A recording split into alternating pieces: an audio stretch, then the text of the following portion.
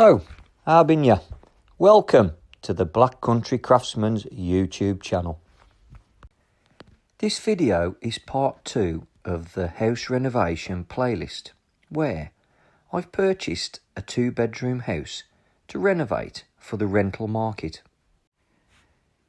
If you can remember, I'd ripped everything out that needs replacing, and I'm ready now to start to put the house back together.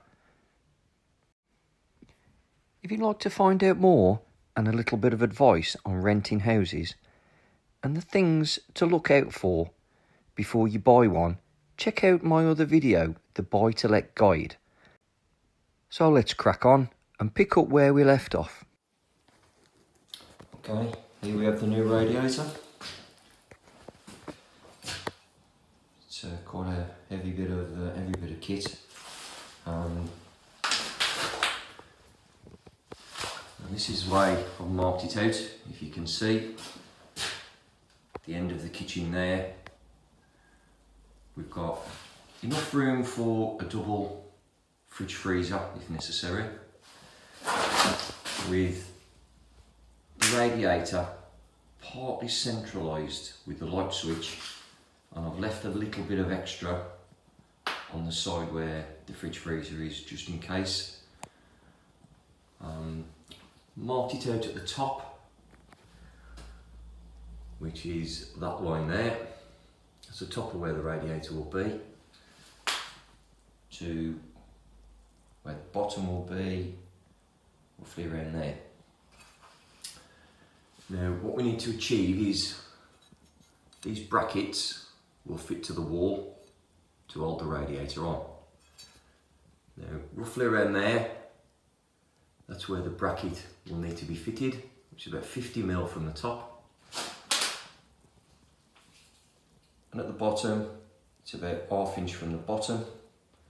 So what we need to do is we need to cut the plasterboard out, and we need to fit a piece of timber behind the plasterboard to give it strength to hold this heavy radiator in. So the radiator will be fitting in this section here. Now, in the centre of there, it's hollow, and as you tap slightly to the right, you can feel now there is a button. And roughly there is the next button. So what we need to do is fit a button underneath from there to roughly around there. Hopefully, being there, we won't be able to fit the bracket to that button, but we'll see. So here's a section of timber that I plan to fit underneath the plasterboard.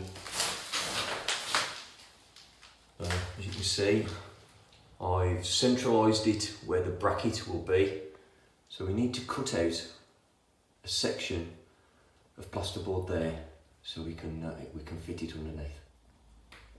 Okay, on starting cutting into the plasterboard, the knife didn't particularly go in that far in, and it felt quite solid.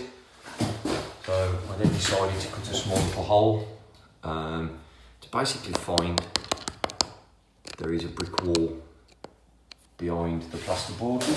So in fact, this is not a studded wall, it's actually a dot and dab wall, which is quite solid for the brackets, the screws to go into the wall. So we won't be needing that section of timber as first thought.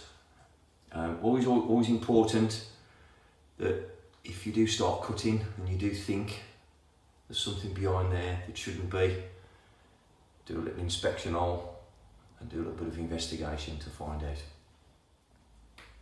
Okay, on starting cutting into the plasterboard, the knife didn't particularly go in that far in, and it felt quite solid.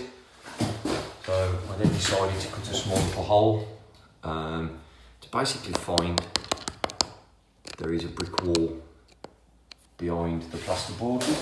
So in fact, this is not a studded wall, it's actually a dot and dab wall, which is quite solid for the brackets, the screws to go into the wall. So we won't be needing that section of timber as first thought. Always important that if you do start cutting and you do think there's something behind there that shouldn't be, do a little inspection hole and do a little bit of investigation to find out. Okay, to mark out on the wall, we need to place these brackets in the desired position, just to get a couple of measurements. So it will actually be going on that last run there. So where the fixings are is roughly around the centre of that one and the centre of that one. So using a steel rule, let's get some measurements as to where we need to put the fixings, which is roughly around 265. Okay, I've done a bit more of a precise measurement from there to the very end of there. That's the width of the radiator. We've needed to go in 40mm, which is that line there. And of course, bring it down, spirit level, right square across that line there is where the bracket needs to be positioned. So from that point there and that point there, that's where your brackets need to be positioned. Once again, as on previous videos I've done, I tend to use these nylon plug fixings for things like this. These Bosch drills are very good, which is a 6mm drill, which is required on the instructions to fit these. So yeah, let's see how we go. Okay, holes drilled, plugs inserted. Yeah, let's put the first fixing in. Okay, we've put the first fixing in, and I've put the one in the top as there is a bit of an adjustment to the fixing. That one there will be a fixing when you've got it level. As you can see, I've put it in, I've put the two fixings in. We're slightly out of plumb, so that bracket needs to slightly be lifted a bit before you start drilling those two, which will fix it permanently in that position. Okay, first bracket's fitted. Now we need to position the radiator on there now, just so we can get some markings for the bottom ones.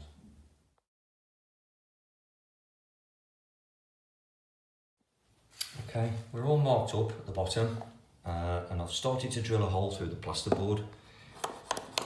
Always check, as there is a pipe very close to where you're drilling. Just give it a little tap, and you will tell the difference between this screwdriver hitting brick then hitting metal. So you need to know and make sure that the pipe work is nowhere near where you're drilling. Okay, here's a little bit of a diagram of the situation we found ourselves when we were fitting the radiator. This is a typical dot and dab setup where you've got your brickwork, where you've got your space in between your brickwork, and then your plasterboard that has been glued to the brick with blobs of adhesive. Now, when you put the screws and the nylon threaded plugs in the wall and you screw your bracket, there is a void, there's a gap in between the plasterboard and the brick. Now, when you've got a big heavy bracket there with a big heavy radiator, this plasterboard is very flimsy and over a period of time may not be able to take the weight and the plasterboard may start to cave in.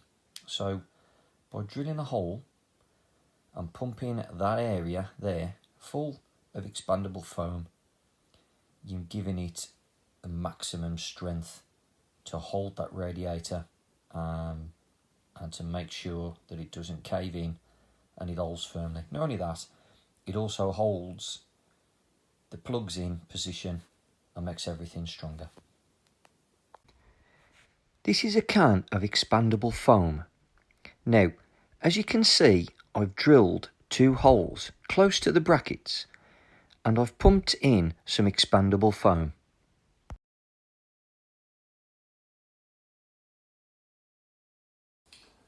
Okay, we're all filled and painted on there. And we're all ready for the radiator to be fitted. Again, as soon as the radiator's fitted, that radiator will be removed. Then we can get the electrician in. So there is a process that you need to look at and you need to follow. You need to do certain things before certain other people or jobs need to be done. Okay, radiator all fitted, ready for plumbing in. Also, as I've mentioned before, I plan to get the plumber to replace this bowed 10mm pipework with some straight 15mm pipe. Okay, I'll give the tiles a good scrub down with some bleach, solvent cleaner, and also as well, there's a lot of holes that have been drilled for various bits and pieces that have been fixed to the tiles. Now, particularly this one is cracked. What I plan to do is fill these holes with some putty sticks. Now, I've used these putty sticks before on one of my other videos. If you want to check one of my other videos out, it is repairing a oak veneered door where I use these putty sticks. They dry very hard and you can mix the colours, so I've got the white one to mix with that one. So just a little bit of that colour with the white should get me a colour mix to try and hide these holes. Get the required colour by testing it on the tiles. When you have, fill all the holes you need to. When it's set, sand with 180 grit sandpaper, then to finish, sand it with 320 grit sandpaper.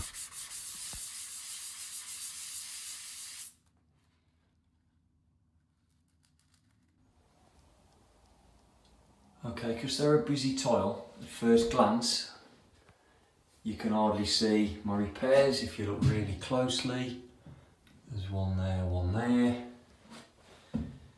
Also, again, you've got to really search for these. One there, one there. There's a couple there that are a little bit more visible, and one there, but as you look away from that, you know, basically we've rescued the tiles there as there was holes from previous fixings. One above there is a little bit more noticeable. That will need a little bit more of attention. We'll have to put a little bit of paint on that one and a little bit of a lacquer on it. Also as well, there's another crack that I didn't notice initially. We'll do a different repair on that one, and I'll show you that one shortly.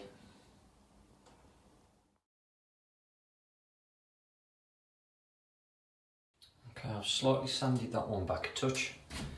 As you can, as the crack is, there is a little bit of a lip there.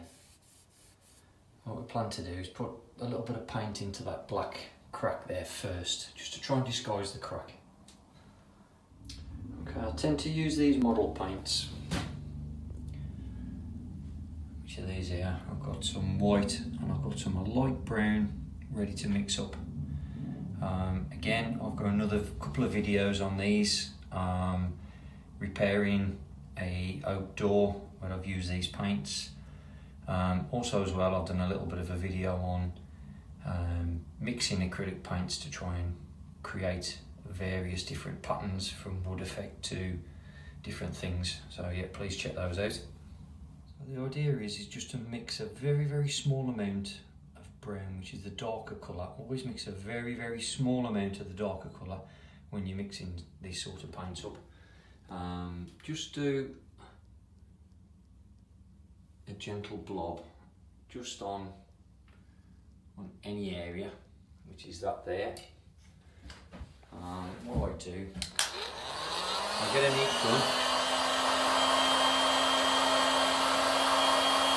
and try and dry that off pretty quickly. As you can see, it's gone from a very light colour to a darker colour, as these acrylic paints do dry a lot darker than what they actually look. So don't get deceived and pouring some paint on thinking that you've got the right colour and you haven't.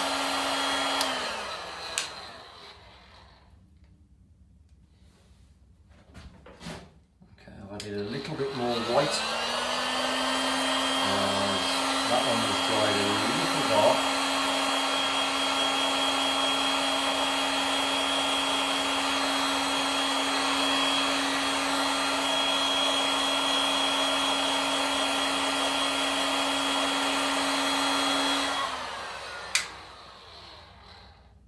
As you can see, that's slightly better. To the naked eye, it's a bit different on when you film it. They do look a little bit different from off your phone, but to the naked eye, that looks it's very close. Okay, with the cracked one, what I want to do is just basically rub some paint on it just to try and just disguise that crack just a little bit.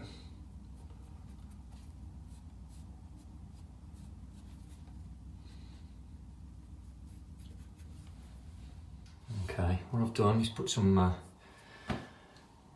paint on there with a brush. What I tend to do is basically rub it in very gently with one of your fingers.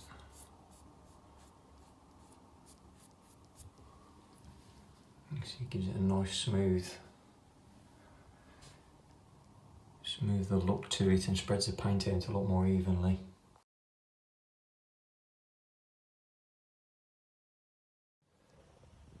Okay, what I've done now, 3 or 4 coats later, you kind of built up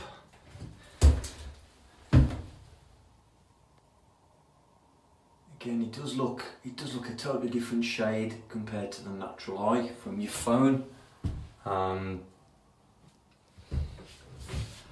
That area there has kind of been covered with a light beige colour. What I plan to do now, I'll mix a slightly darker one.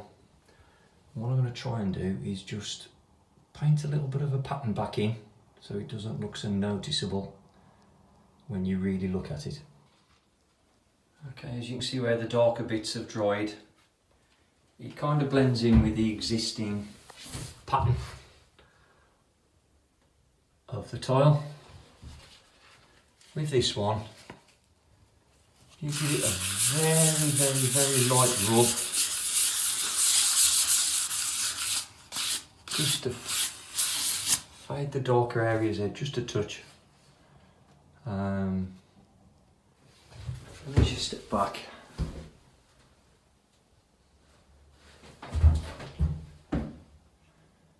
Cracked tiles are less noticeable, and it saves a hell of a job of replacing the whole of these tiles.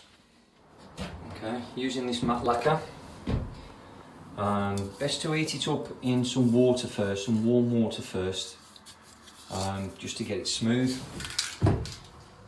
Masking tape the area off, and just literally gently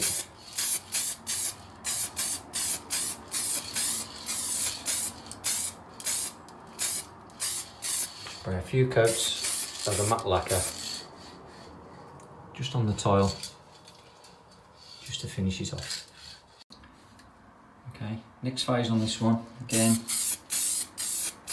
lightly spray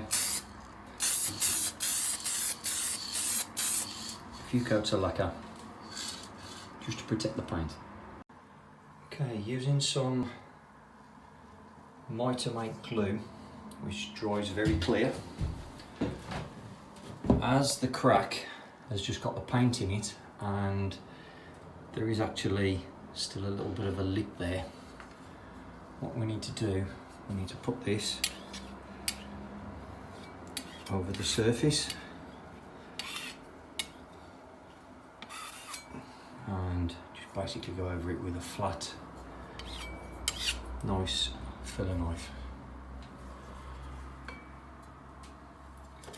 Then apply Multimate activator.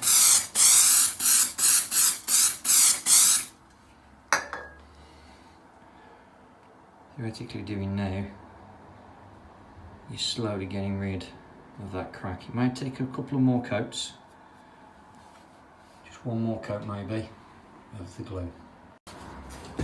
Okay.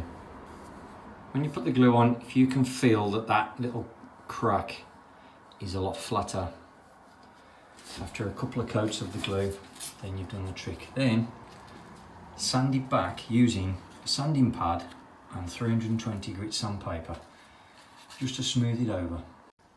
Okay, after sanding that back, that's nice and smooth now. You can't feel the rough edge of a crack there. So yeah, that tile is now repaired. Okay then, looking back, there's quite a few holes, as I said a few minutes ago. They're all now repaired. Nasty crack there where we put the paint in and then the glue on top. Obviously a lacquer before and then the glue on top. This one we repaired it with the putty sticks and try and blend it in with the paint after. Again, it looks a hell of a lot different on your camera than it does in real life. It doesn't stand out so much. Don't recommend that you do a lot of repairs on tiles. If these are pure white, I wouldn't even entertain repairing tiles, but they're a very busy tile. It's easier to lose the damage.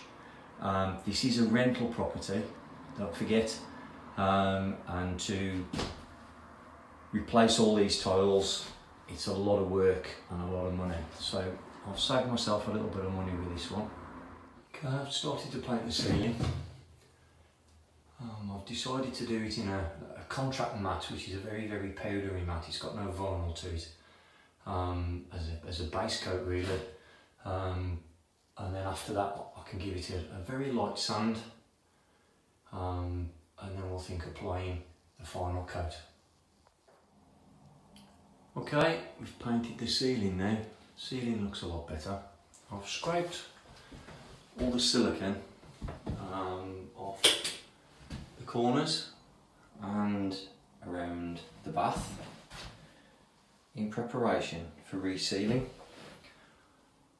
Also as well around the shower. So anything kind of with anything white in it, like the shower, the bath, the sink, and also kind of things up against the architrave, we'll always go with a white silicone. I've decided the corners to go with a cream or a light beige, all depending. So I'm going to do the white silicone in first. Carefully seal between the bath and the tiles by cutting the end of the nozzle at a slight angle with a small hole.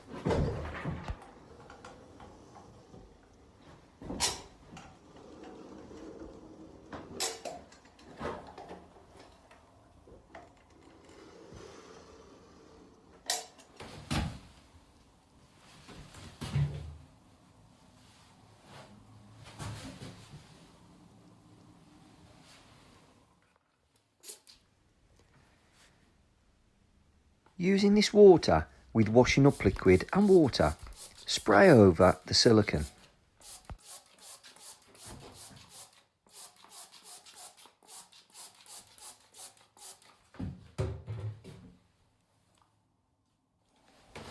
Now, when you flatten out the silicone, the washing up liquid stops the silicone from spreading up the tiles and looking a mess.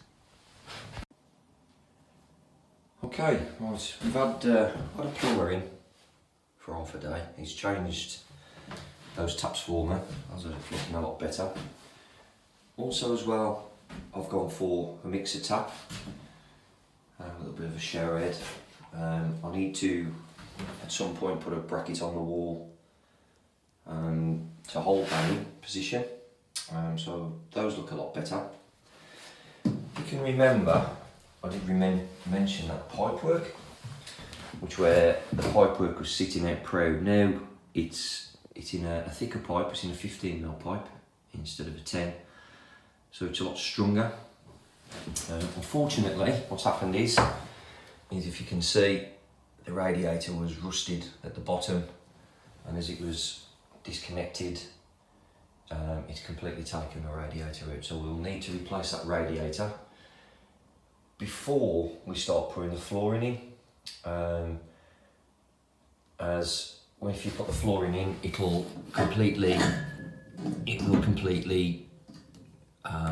put those in a position where you might need to move them slightly left and right with a new radiator. So let's put a new radiator in first before we continue with the flooring. But the bathroom is starting to take shape.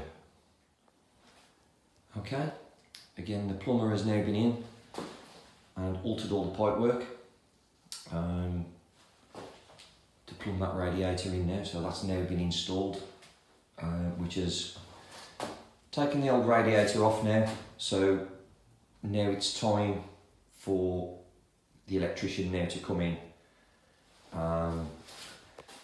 Obviously when the electrician does come in, I need to warn him that if you can see the pipework is there, and that will go up that way. So if the electrician has got to come across the pipework, just pre-warn him that very, very, very careful of that pipe going the back of the wall there, because the pipes do run vertically up the wall. So yeah, always plan your trades, or if you're doing it yourself, to do certain things. It might be a bit of a mishmash where you're going from working on a kitchen and then working on the bathroom. You need to get things in place ready for when other trades need to come in. Obviously, I can't fit the kitchen until the electricians have come. I couldn't get the electricians in until we got this plumbed in. So just have a think about it, plan your various things you need to do to get things sorted. Okay, we've come to the end of part 2, where in the kitchen I've got the radiator on the wall and all plumbed in. In the bathroom, I've changed the taps and altered the pipework on the radiator, and more importantly, rescued the tiles. Join me on the next one, where I fit a new towel radiator and fit the new floor in the bathroom. Okay, if you've enjoyed this video, smash us a like, drop us a comment, and if we can help you, we will. And please subscribe to give us a little support. Also, please check out our other videos, as we've got quite a few out now. You may find something that might just help you out in the future. I'm the Black Country Craftsman. Don't forget to tell your muckers. Learning how to fix these problems yourself is cheaper than paying someone else to do it for you. Thanks for watching.